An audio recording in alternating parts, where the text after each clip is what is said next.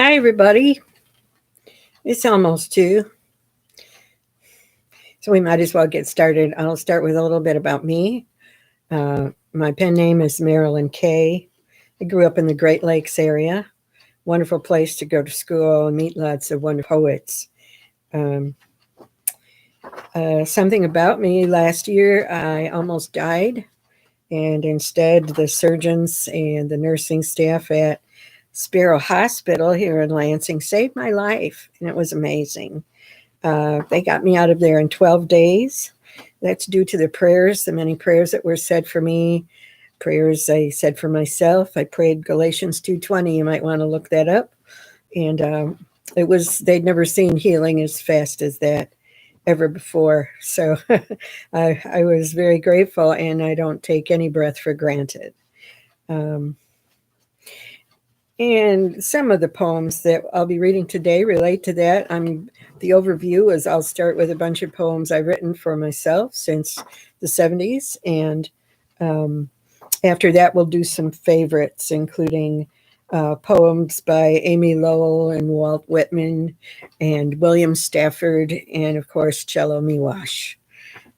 We'll end with his The Year, which is probably one of the best poems ever written. So let's welcome in spring early if we can, and hope all this good weather lasts us into summer. Beginning with a poem called House of Wonder. He thinks wonder, if there is one, is out there, past the guard, past the yard, past the wall, while under his window, a million green buds and blades unpack like memory the sunlight, with a million nimble fingers unpack the crisp melted snow. And where he wants most to forget, a soft word or a dove groaning in its gray arc of feathers, break through the skylight, clear through to that pool in him that was born of light, that is most himself and is not himself. While above him the near stars amble by, singing their names, Ophiuchus, Athariah, Aldebaran, and singing the pulleys and causeways that are not machines in his elbows and knees as he moves to pull down the shade, that bone in his shoulder curved and wide as a shovel blade, and in his mouth, baby pink and wet as a whale, is his tongue, that wonder, that fish that is fire. But he thinks wonder is out there, over the wall, and out. Wrote that in 1982. When I lived in the Detroit area, I had many unfortunate experiences. Should have left there long before I did. I left there with severe PTSD. And a group of poems about that is called What Happened. And here's one called Other Ways to Sing, from What Happened. In 10 years of silence, one finds other ways to sing. It is a kind of singing to clean a hospital, to shovel snow, to bring wildflowers into secret gardens. It is a kind of music made with watercolors and a brush. Harmony come together from 3 strands of yarn. It is a song to give the scarred rescue bulldog 3 ham bones in the same day. Because even after body, mind, and soul have been pounded without mercy for no reason, healing finds its way in. Music's inner light endures.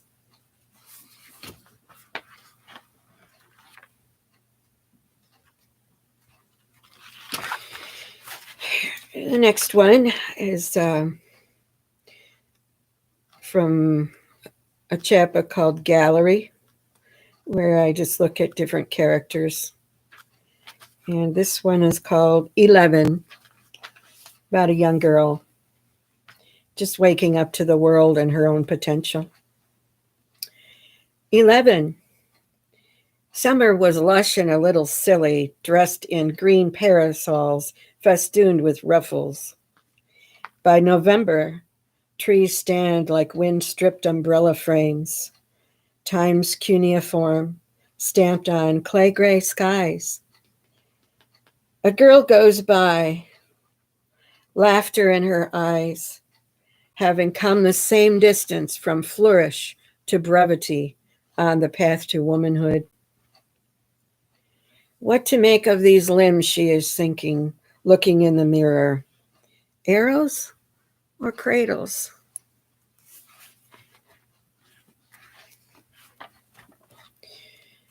The next poem is three poems from a chapter called Tremendous in honor of all of our fabulous creatures, the trees.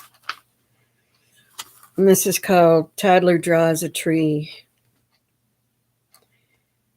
No longer just a baby, not quite a child, with crayon in hand, the little one who has not seen trees per se, when someone says, draw a tree, begins. One vertical line, then branches, lines angled out like fingers, and from them shorter lines angled out. This is what his inner trees look like, the great tree-like conduits of blood and light, branching, cut from central stems into twigs that branch into web-like mesh, as fine and finer as one finds in any new leaf.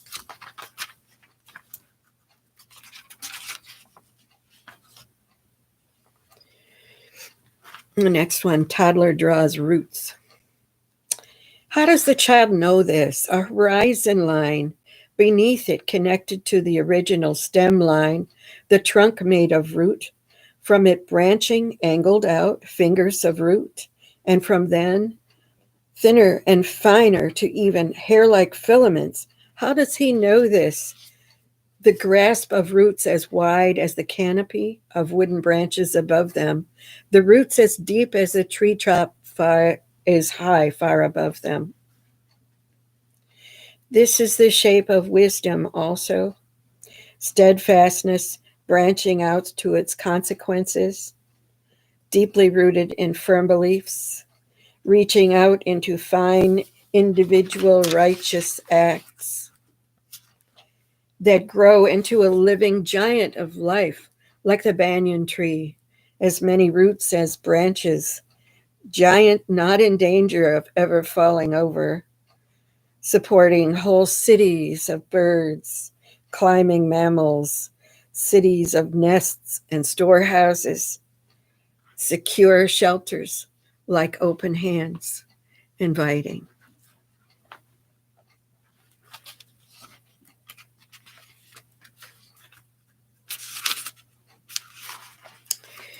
And the third poem from Tremendous.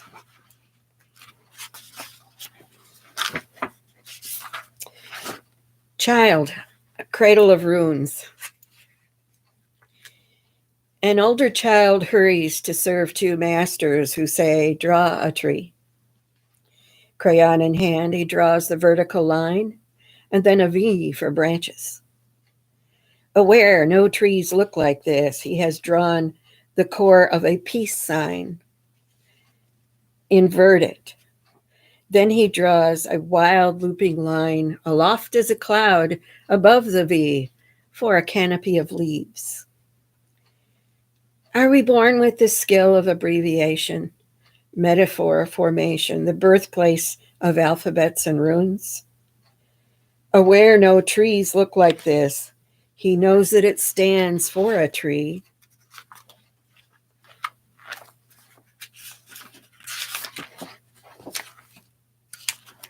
He knows that since they ask to see one, they will look at his rapid file scribble and see what they expected to see. Later, at the leaf tip end of his life, he may draw every scale of bark, every turn of leaf shape, one by one, trying to hold the world more tightly to him, the way a writer tries to match a word to the unseen.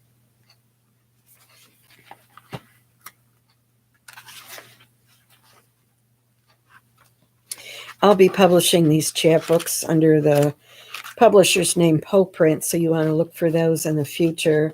I'll post on Facebook when they're available. Lots of things happening in my life right now. So, yeah. All right. So, let's do a poem called Escapes.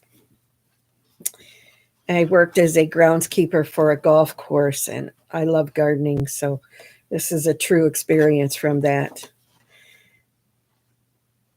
We spread cedar mulch on a petunia bed last week.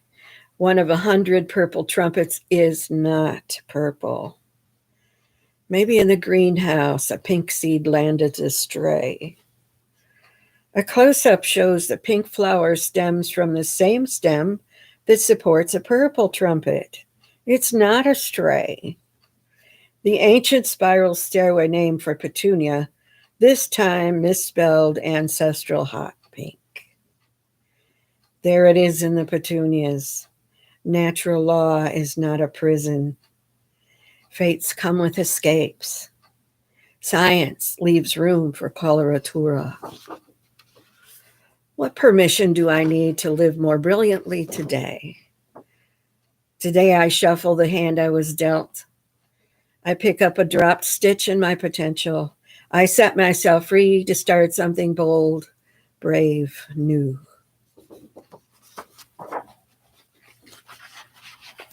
That's from Rumors of Rain, a journal of a year of record heat and drought.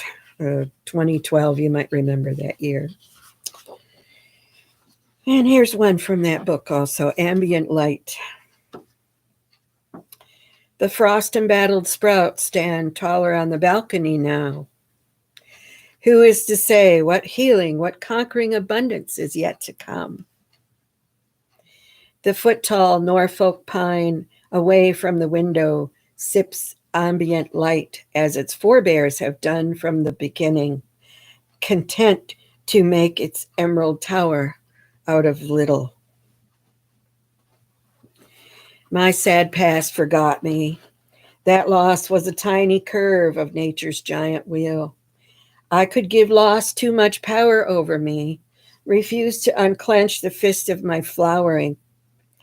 Like flash mob seedlings, like friends who love me, like the one who conquered death. I want more than that. Glory stands waiting behind the clouds. To overcome sorrows makes most of ambient light.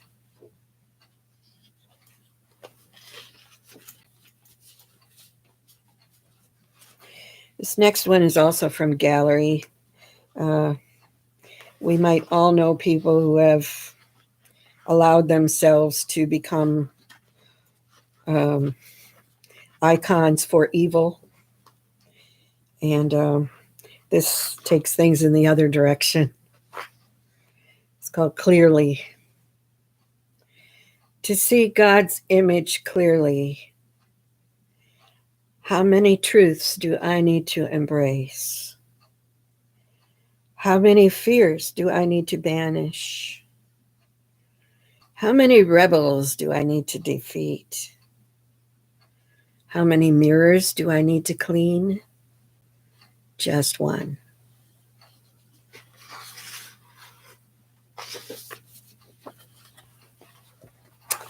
And here's one for our changing seasons. I don't know if you like winter or not. Best thing about winter is that it passes, my opinion. This is called Soon. Listen to me, turning earth. I will take this much of winter and no more. Soon there must be warmth at night, a chorus of frogs, great blue herons on the ponds, and a frolic of loons.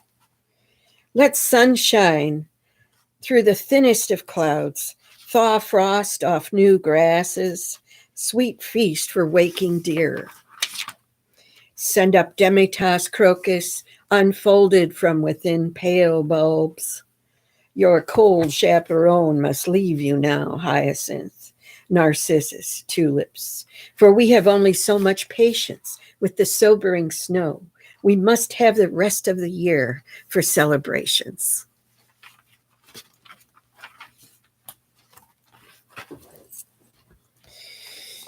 Okay, so now we move to poems by Amy Lowell. She was an amazing person who traveled to Europe just to meet Ezra Pound, who's sort of a hero in the history of poetry, who found a way to get the state to pay for his career in poetry by pretending to be insane and being kept alive in a very, very safely alive in a mental institution while war was going on all around him. Good for him. And she went to see him because she had to know him. Interesting. And so she wrote this poem, Tomorrow to Fresh Woods and Pastures New, by Amy Lowell.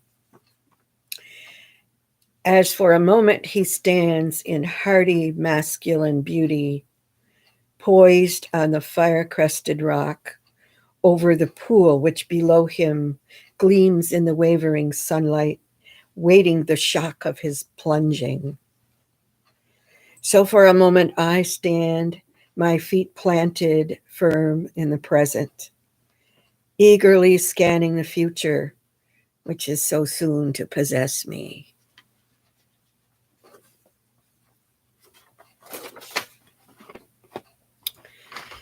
Next poem I really love by hers is called Vespers. Last night at sunset, the foxgloves were like tall altar candles. Could I have lifted you to the roof of the greenhouse, my dear? I should have understood their burning.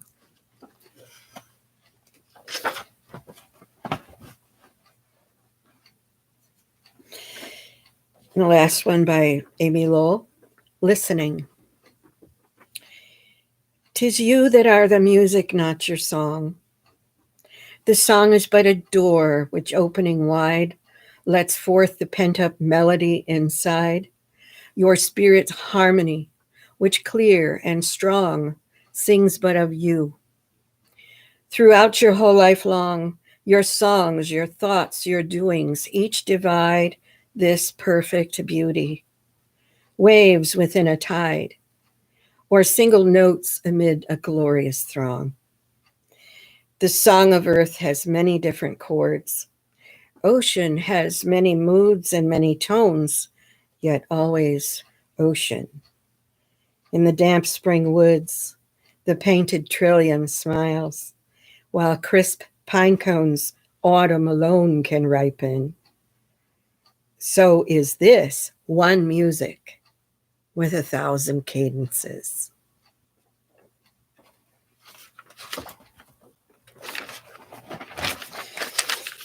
And I can't go through my favorites without hitting Walt Whitman. This is my favorite of his. Dazzling and tremendous, how quickly the sunrise would kill me if I could not now and always send sunrise out of me. We also ascend, dazzling and tremendous as the sun.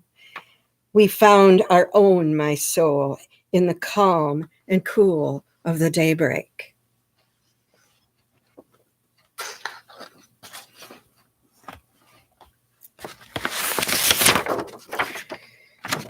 I love that one.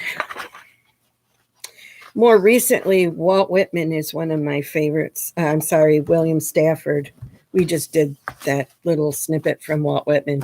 William Stafford was a poet's poet. He was a conscientious objector during World War II, which was a very unpopular stance, but it was because he was raised a Quaker that he abstained from war. Even a just war was something he could not do. So he spent time in the concentration camps with many Japanese and others who were suspected of being anti-American and anti-democracy. And eventually he was let out, but he learned quite a bit about humanity during that time and about himself. Here's a poem I'd like to read by his called, by him, he wrote it, called Assurance. You will never be alone. You hear so deep a sound when autumn comes, yellow, pulls across the hills and thrums, or the silence after lightning before it says its names. And then the clouds' wide-mouthed apologies. You were aimed from birth. You will never be alone. Rain will come, a gutter filled, an Amazon, long aisles. You never heard so deep a sound, moss on rocks and years. You turn your head. That's what the silent meant. You are not alone. The whole wide world pours down.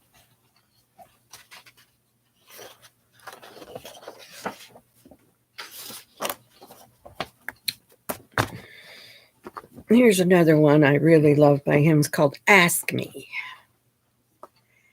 Sometime when the rivers are ice, ask me mistakes I have made. Ask me whether what I have done is my life. Others have come in their slow way into my thought, and some have tried to help or to hurt. Ask me what difference their strongest love or hate has made. I will listen to what you say. You and I can turn and look at the silent river and wait. The current is there. We know the current is there, hidden, and there are comings and goings from miles away that hold the stillness exactly before us. What the river says, I say.